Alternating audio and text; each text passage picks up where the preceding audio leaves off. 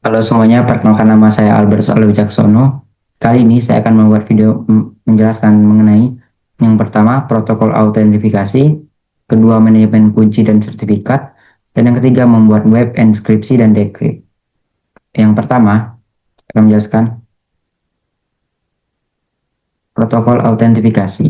Protokol autentifikasi adalah aturan dan mekanisme yang digunakan untuk memastikan identitas pengguna atau layanan sebelum memberi akses ke sumber daya. Contoh umumnya ada Kerberos, LDAP, dan OUTS. Dan ketiga ini saya akan menjelaskannya juga. Pertama, Kerberos. Kerberos adalah protokol autentifikasi jaringan yang menggunakan sistem tiket pengguna dan layanan di dalam suatu jaringan. Protokol ini bekerja berdasarkan prinsip kepercayaan terpusat melalui sebuah server yang disebut Key Distribution Center atau KDC. Next, tujuan dan kegunaan Kerberos. Tujuan yang pertama memberikan mekanisme autentifikasi yang aman tanpa perlu mengirim password berulang kali. Yang kedua, memastikan bahwa hanya pengguna yang sah yang dapat mengakses layanan dalam jaringan. Dan yang ketiga, menyediakan single sign-on atau SSO agar pengguna cukup login satu kali untuk mengakses berbagai layanan. Yang kegunaannya, yang pertama, digunakan pada lingkungan perusahaan atau kampus untuk sistem login terpusat, misalnya pada Active Directory. Dan yang kedua, meningkatkan keamanan komunikasi antar pengguna dan server. Ketiga, mengurangi resiko pencurian kredensial karena password tidak dikirim langsung di jaringan. Next, kelebihan dan kekurangan Kerberos. Kelebihan yang pertama, mendukung single sign-on atau SSO. Yang kedua, mengurangi exposure password. Yang tiga, aman karena berbasis kriptografi. Yang keempat, cocok untuk sistem jaringan besar, Miss Active Directory. Dan kekurangannya yang pertama, bergantung pada sinkronisasi waktu antar perangkat. Yang kedua, KDC menjadi titik kegagalan tunggal, single point of failure. Dan yang tiga, konfigurasi kompleks jika skala besar. Oke, yang kedua, LAPD atau Link Director Access Protocol. Penjelasan singkatnya, LAPD atau Link Directory Access Protocol adalah protokol untuk mengakses dan mengelola layanan directory yang berisi data pengguna, perangkat, grup, atau sumber daya dalam jaringan.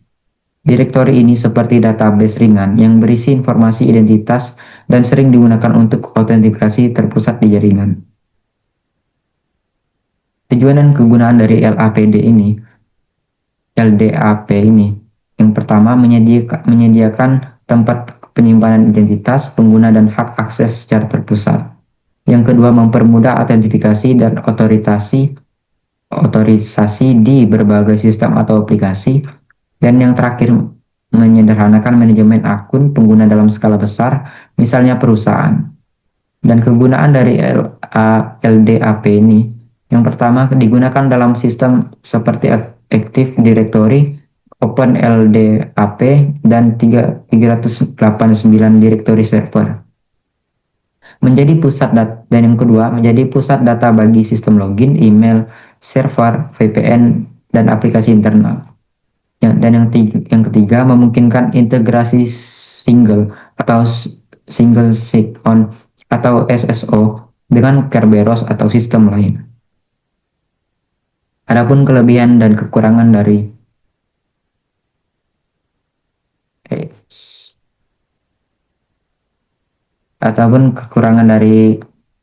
kelebihan dan kekurangan dari LAPD ini, sorry ya teman-teman, judulnya belum terganti, sorry teman-teman. Yang pertama, data pengguna tersentralisasi. Yang kedua, skala label untuk jaringan besar. Yang tiga, dapat integritas ke banyak aplikasi. Yang keempat, pohon memudahkan pencarian data. Kekurangannya yang pertama, tidak mendukung otorisasi kompleks tanpa tambahan sistem. Yang kedua, buruk pengaturan awal dan struktur DIT bisa rumit.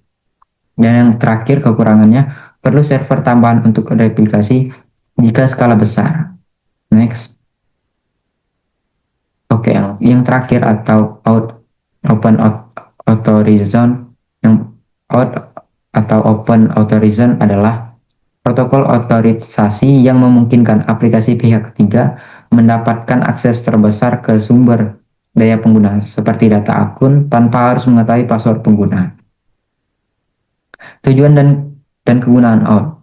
Yang pertama, memberikan akses aman dan terbatas kepada aplikasi pihak ketiga. Yang kedua, melindungi password pengguna agar tidak dibagikan ke aplikasi lain. Dan yang terakhir, tingkat izin scope misalnya hanya boleh membaca data, bukan mengubah. Kelebihan dan kekurangan dari OAuth. Yang kelebihan yang pertama, aman karena password tidak dibagikan ke pihak ketiga. Yang kedua, mendukung sistem SSO yang praktis. Dan yang terakhir, meningkatkan kepercayaan pengguna terhadap layanan digital. Sedangkan kekurangan dari OAuth ini, yang pertama, kebocoran kunci privat dapat menyebabkan penyalahgunaan identitas digital. Yang kedua, memerlukan pengolahan dan perpanjangan sertifikat berkala. Dan yang terakhir, jika sertifikat authority atau CA tidak terpercaya, maka sistem keamanan bisa terganggu.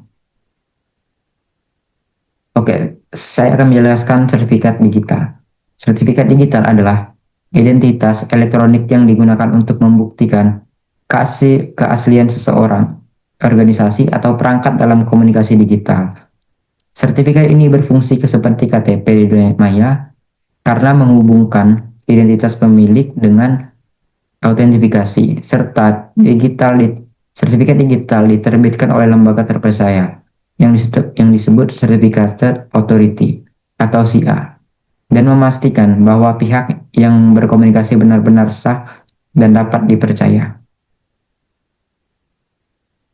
Jenis-jenis sertifikat digital. Yang pertama, Dominant Validation atau DV. Verifikasi kepemilikan domain digunakan pada situs web umum. Yang kedua, Organization Validation atau OV. Memverifikasi identitas organisasi dan domain meningkatkan kepercayaan pengguna. Yang ketiga, Extended Validation atau EF. Verifikasi ketat identitas organisasi, menampilkan nama perusahaan pada browser. Yang keempat, Client Certificate digunakan untuk autentikasi pengguna atau perangkat pada sistem tertentu. Yang terakhir, kode sign-in Certificate untuk menandatangani perangkat lunak agar pengguna yakin aplikasi berasal dari sumber yang sah. Yang terakhir, keuntungan dan risiko sertifikat digital. Keuntungan yang pertama, menjamin keaslian identitas dalam komunikasi online.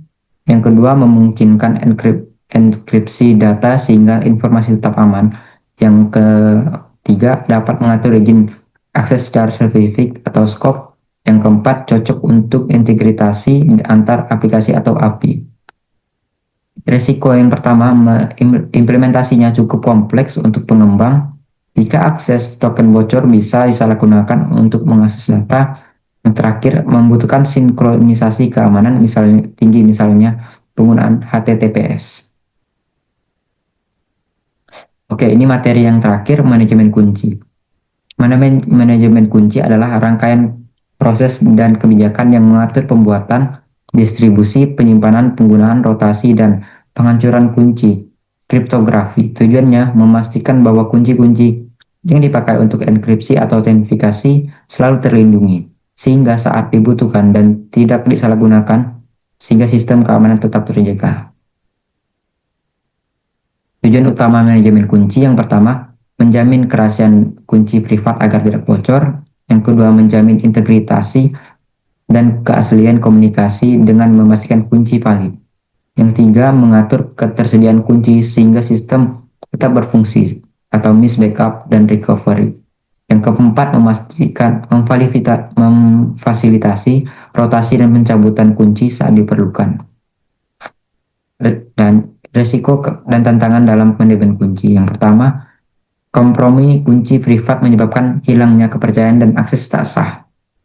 Yang kedua, kesalahan manajemen atau miss tidak dapat merotasi atau lupa mencabut dapat membuat sistem rentan. Yang ketiga, implementasi di lingkungan hybrid atau multi-cloud. Yang keempat, ketergantungan pada infrastruktur pihak ketiga atau miss cloud KMS yang perlu diperiksa keamanannya. Oke, terima kasih. Untuk materi yang ketiga ini sudah saya jelaskan, dan materi yang terakhir adalah pembuatan web enkripsi. Saya di sini sudah membuat web enkripsi menggunakan PHP. Saya akan buka.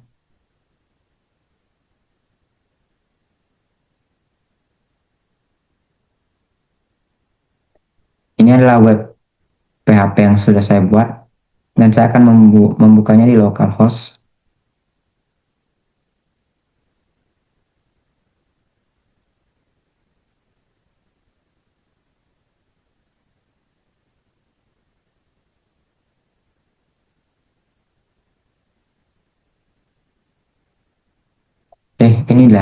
Ini dia web enkripsi dan deskripsi menggunakan PHP.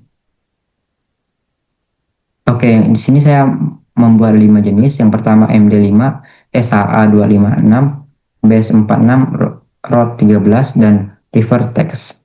Saya akan mencoba yang pertama, MD5, misalnya selamat malam.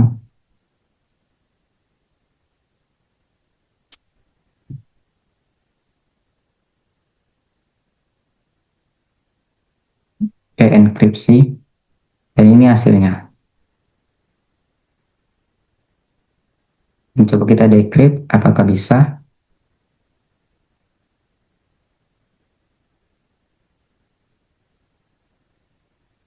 Di sini muncul tulisan metode ini tidak bisa di-decrypt atau one way hash. Kenapa tidak bisa di-decrypt?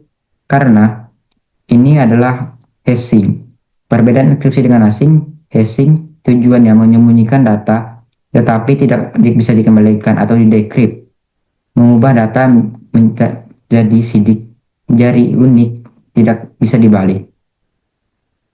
Contohnya seperti ini, MD5 dan SHA 256. Tidak bisa decrypt karena mereka menggunakan algoritma one way hash, harus memiliki kunci.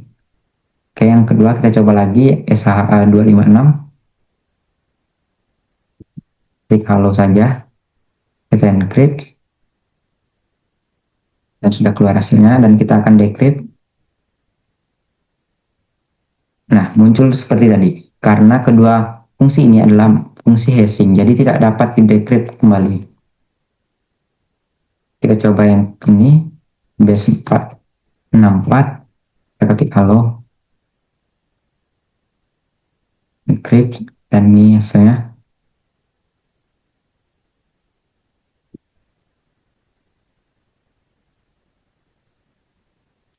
Tekan decrypt dan muncul halo. Ini bisa karena ini adalah enkripsi, bukan hashing, jadi tidak menggunakan fungsi one way hash. Oke, yang keempat kita coba ini, row 13, terus lagi halo, encrypt, muncul tulisannya.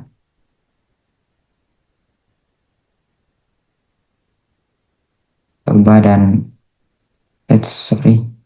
coba decrypt dan muncul tulisan halo. Dan yang terakhir kita akan coba lebih panjang. Selamat pagi.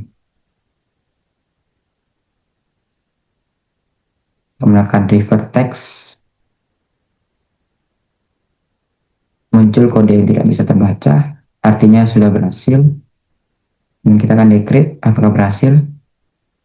Oke, semuanya sudah saya coba dan sudah saya jelaskan dari awal kenapa bisa tidak ada yang bisa di decrypt dan ada yang bisa.